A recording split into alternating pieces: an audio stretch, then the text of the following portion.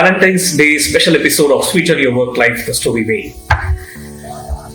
Let's start this episode with a quiz on love.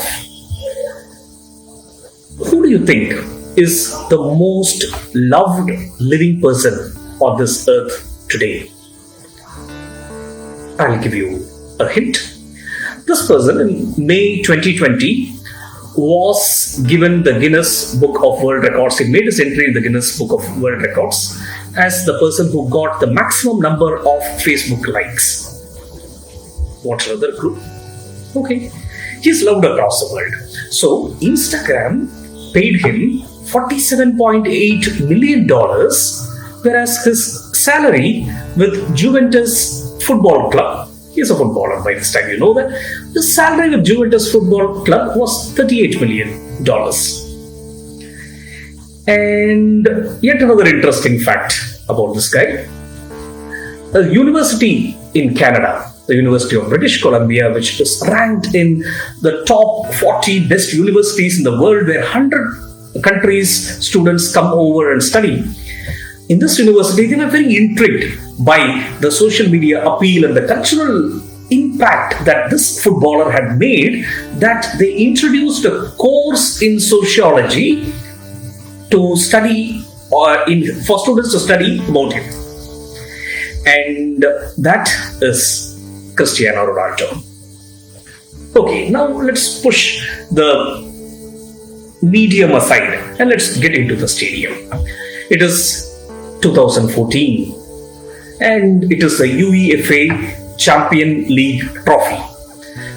54 countries participated in that. They competed with each other. There were frenzied fans with flags painted on their faces coming into the stadiums with trumpets, and it was going on for many months. And this day was the grand finale of that Champion League trophy. And it was a very unique event. It was watched by over 180 million people live across the world. And the stadium had to be huge. So they chose the Stadium of Lights, which was the largest stadium in Europe, which had a capacity of over 65,000 crazy fans. And the game was little unique that day. It was played between two teams which belonged to the same city, Real Madrid and Atletico Madrid. Our Ronaldo represented the Real Madrid. He rocked that game that day, winning the maximum number of goals in his history. And once he finished, his team won. Once he finished, all the team players were in a celebratory spirit. They were jumping over each other, and guys were just popping up the champagne bottle there, and they were looking around for Ronaldo. He was not to be seen.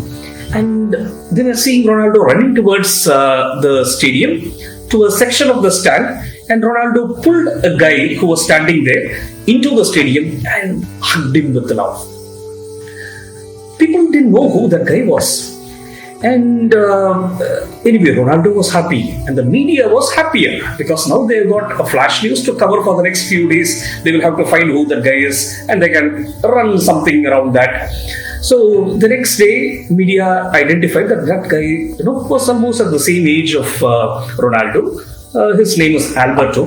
They identified his whereabouts and the entire media guys swarmed to his house. The house was a palatial house. It had all the luxuries that you can imagine. And he had many great looking trendy cars parked.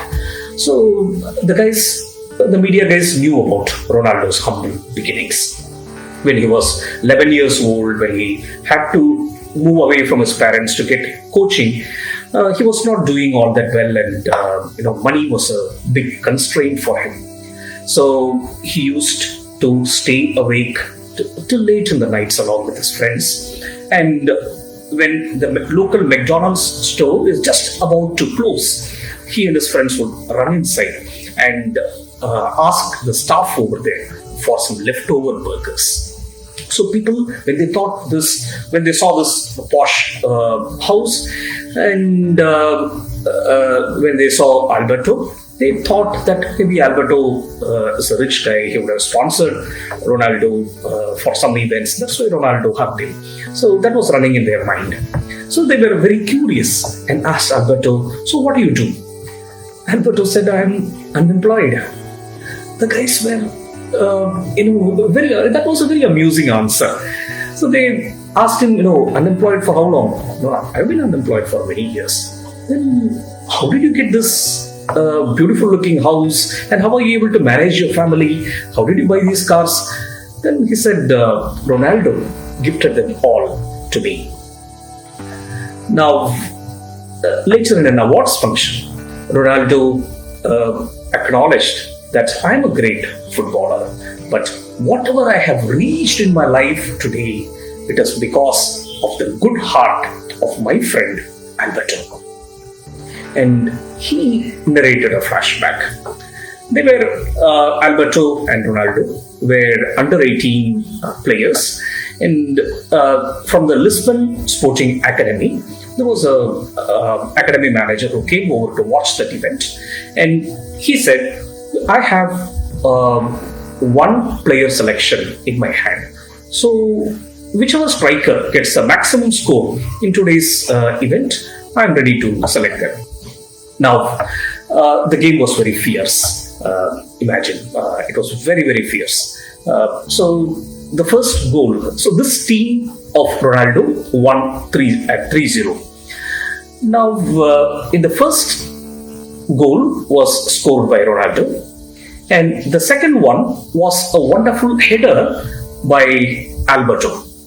The third goal was a very impressive one. What happened then was Alberto was face to face with the goalkeeper, and he dribbled the goalkeeper, and now he was able to see the empty post in front of him. He could have easily kicked the ball inside the goal, but he passed the ball instead to Ronaldo, who was standing opposite to him, and Ronaldo pushed the ball to the goal post. And of course, Ronaldo got selected. He called Alberto and asked him, "Why did you do that?" Alberto said, "See, anyway, you are a better player than me, so you will be able to make this opportunity and grow far better than me in your career. So that is why all you needed was a push. So I just pushed the ball towards you." And I know by this time your admiration for Ronaldo and Alberto has grown. The Global Ethics Guide, Tirukkural, has got a couplet which says that those who possess love consider that even their bones are to be used by others. There was a player in Ronaldo's team named Carlos, and Carlos had a son who was suffering from leukemia. Ronaldo was a blood donor. For the first time, he became a bone marrow donor as well to save the life of his team's player's son. And that was in 2011. And from then on, Ronaldo has been a very consistent guy in bone marrow donation. I believe you love this story. So, what does this story hold for us? And especially, what's the Valentine's Day message for your career hidden in the story? Number one, love is a very broader phenomenon. Don't just contain it in the flower brackets with a single flower. There are maybe people like Alberto who helped you in your career. So tomorrow, show your love to them publicly. You can write a post on Facebook or wherever you have your presence. Show your gratitude, love to this person publicly. Number two, it is not, people can view workplace as a place like a battlefield or a football ground by looking at the other person as a competitor. You can help people. You have the power to help people who are better than you. Alberto did that. Number three, What you are today does not define your future. It does not define your future. Ronaldo, if you were born in 1885 and you didn't have a power supply at your home, that's okay. But if you're born in 1985 and you did not have electricity in your house, isn't it pathetic? That was the type of living that Ronaldo could afford at some point of time early in his childhood. So, what you are today does not define your future. What you focus today defines your future. So, focus on love and focus with love. I hope you loved this message. So, wishing you all a very happy Valentine's Day. Stay inspired, stay connected with me on Instagram Author Venkat, Facebook Author Venkat, and watch the YouTube channel Author Venkat as well.